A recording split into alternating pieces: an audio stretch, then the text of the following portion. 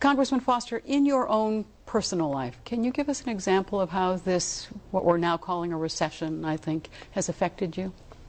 I see it as I meet with people throughout the district. No, you, not people. And personally. Frankly, I don't directly feel it. It's true. And I feel, I deal with it every day in meeting with people in the district. It's really, I think that's a fair statement. When the business that I started a business when I was 19 years old with my little brother, and it now makes most of the theater lighting equipment, including a lot of the equipment in the studio.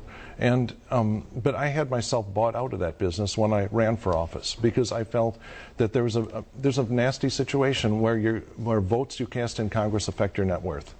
And for that reason, I had myself bought out, and that makes my finances relatively immune to this. Mr. Oberweis, what about you?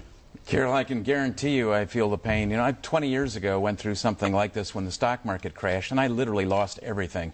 At that point, I had a net worth of zero and had to start all over again. Today, how it's affecting us, 2 years ago, 3 years ago, banks were coming to us and saying, Jim, we want to loan you money. We'll loan you 100% financing if you want to build some more ice cream stores.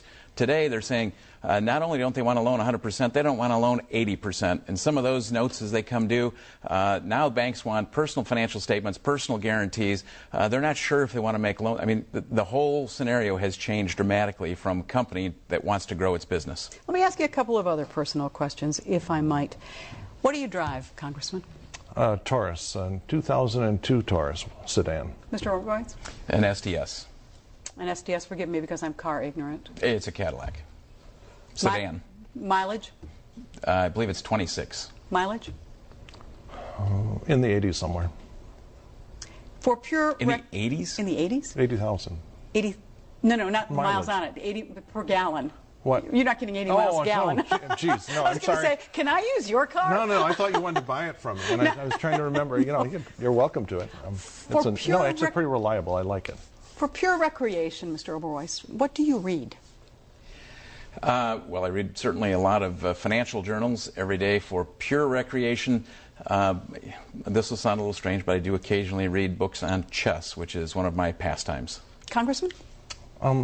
Well, geez, it's been so long since I've done recreational reading. I read myself to sleep every night with a stack of papers this high, and the place I live in Washington is this little tiny efficiency apartment that has 26 sitting congressmen and women. I'm right down the hall from Jan Schakowsky, who I met when I took out the garbage. And I say I read myself tonight with to sleep each night. So, no John Le Carre, more like Congressional Quarterly? I've read, I know our history books, if they count as pleasure, then I think I've read a book called Overthrow, which is a history of all the misadventures in overthrowing foreign governments. Let's talk about immigration for a second. Mr. Oberweis, from your standpoint, what must Congress do that it hasn't done on the immigration issue? What would be the first and most important thing? Carol, believe it or not, I believe finally we are starting to enforce our laws, and I believe that's a very good thing. We're starting to crack down on companies that are taking advantage of those people who are here in this country illegally. Our proposal has been to encourage those people here illegally to become legal by getting work visas or student visas, or depending on what reason they're here in this country, and then to apply for citizenship and to comply with and follow our laws. The good news is we've seen some statistics that indicate that the number of people here illegally has actually decreased by about 10% in the last 12 months. Now, I think that's partly a function of the fact that government is doing the right thing and cracking down on companies that hire people here illegally. It's also, secondly, a factor in part of the fact that some of the jobs in the construction industry in particular are not here that were here a year ago. Congressman, what do you think Congress must do? What it must do is that reasonable people must come through with a workable compromise. I think that this issue has been poisoned. They tried that the last time and it didn't work out. That's right, and it was poisoned by extremists from the right and from the left that just sat on the extreme positions and threw firebombs at the reasonable people in the middle who were trying to hammer out a compromise that worked for the citizens of the United States, the businesses of the United States, and the people that want to come to work here. And you need that reasonableness and willingness to compromise. That is, I think, more than anything, what people see as missing in the bickering in Washington. Two very quick political questions. Mr. Oberweis, President Bush's approval ratings are in the basement. Is that weighing down your campaign? Carol, I'm not sure how much of an effect that will have. He is not on the ballot, obviously.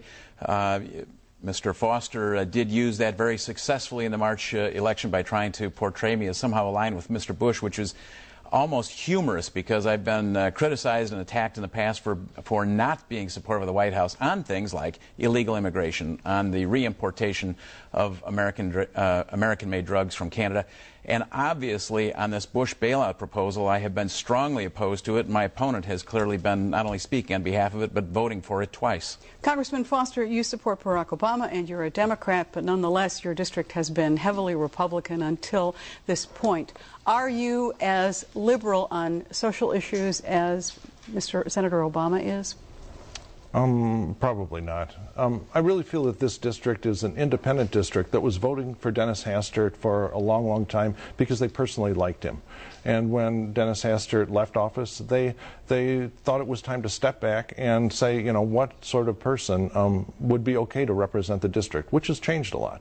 It's gone from a very rural district to one that has, you know, it's a bedroom community for a lot of the high-tech businesses down in Lisle and Naperville. And so they're comfortable, I think, being represented by a scientist and a businessman. I think it's a combination they accept. Mr. Oberweis, we have 10 seconds left. They're yours. Lisle and Naperville are not in the district, so that's not appropriate. But, Carol, I think the real focus is on somebody who is bipartisan. My opponent has voted with the Democrat majority 95% of the time. That's not the type of bipartisanship we need in Congress representing the 14th District. My great thanks to you, Congressman Bill Foster, and to you, Mr. Jim Oberweis, for being with us. We are always grateful here at Channel 11 when candidates sit